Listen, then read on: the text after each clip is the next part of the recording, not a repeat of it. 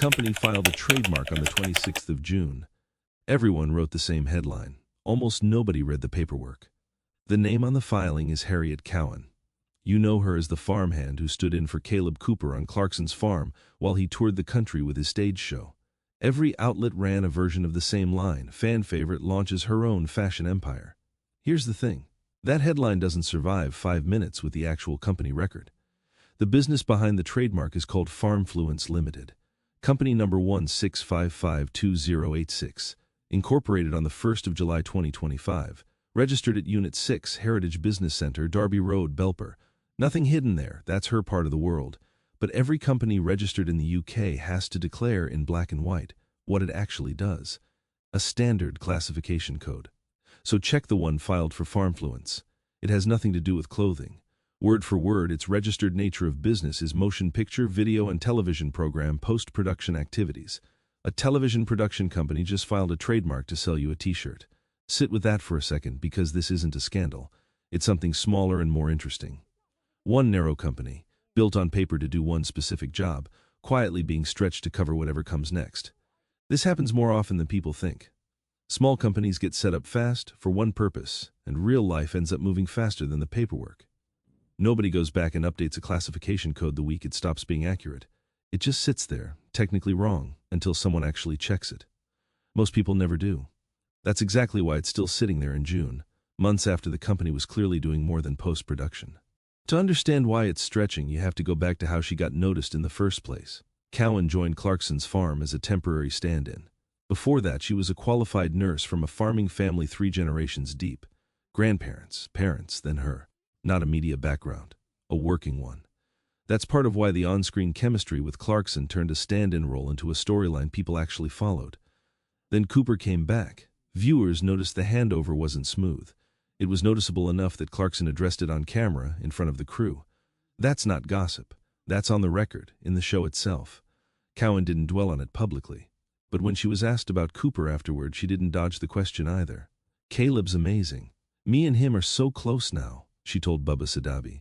That quote matters more than almost anything written about her since, because it closes a loop most coverage never even opened properly. Think about how rarely that actually happens.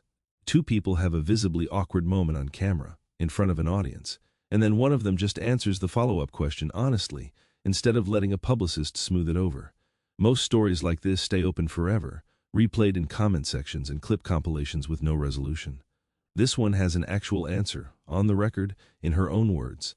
Most people covering the trademark story skipped straight past it. The tension didn't stop at the farm gate, though.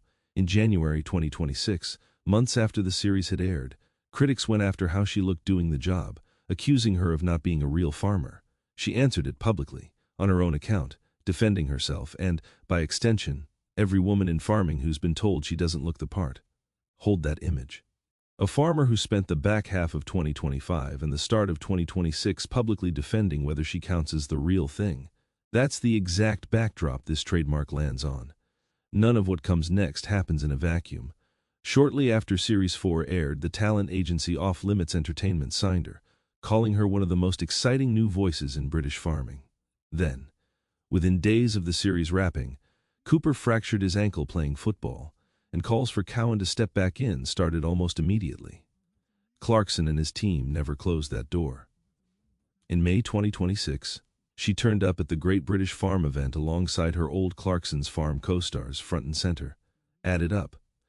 13 months of an agency, an audience, and an open door, compounding before a single trademark got filed.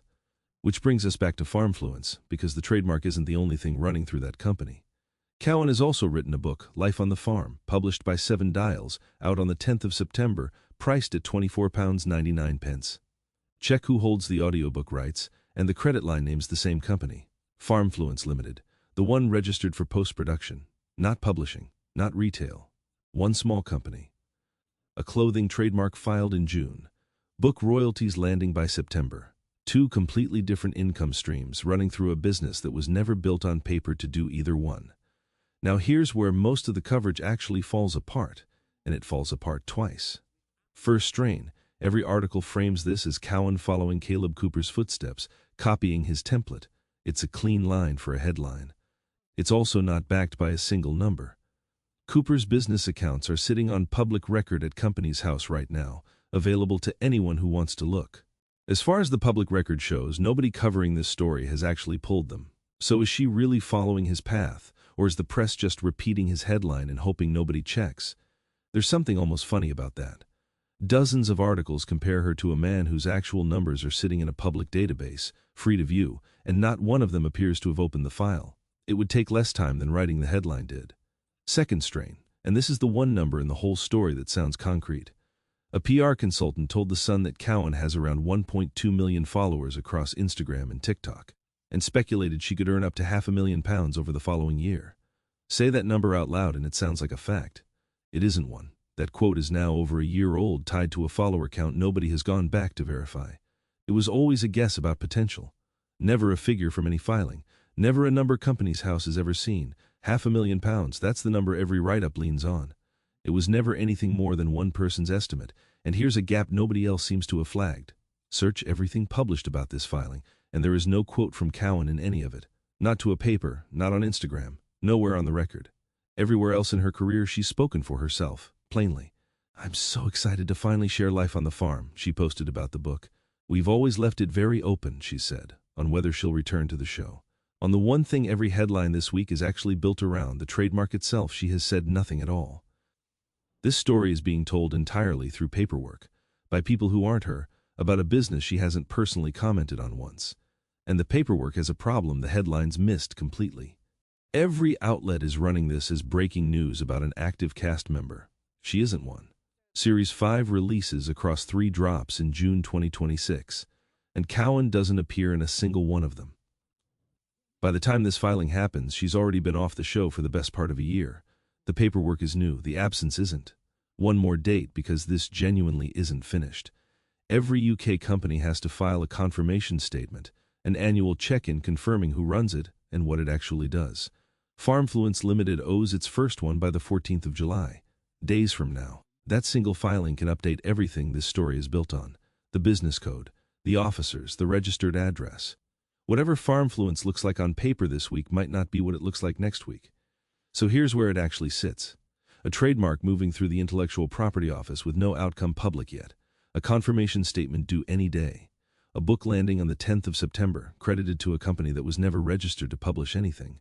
And a farmer who hasn't set foot on Clarkson's farm in over a year, being written up as if she just walked off set this week. None of it is resolved. All of it is sitting in the public record for anyone who actually checks it. And that's really the whole story underneath the story, not a fashion empire. Not a scandal, just a gap between what gets written and what's actually filed. Sitting there for anyone patient enough to go and read the paperwork instead of the headline.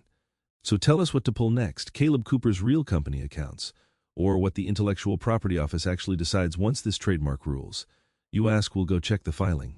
Thank you for watching and subscribe my channel.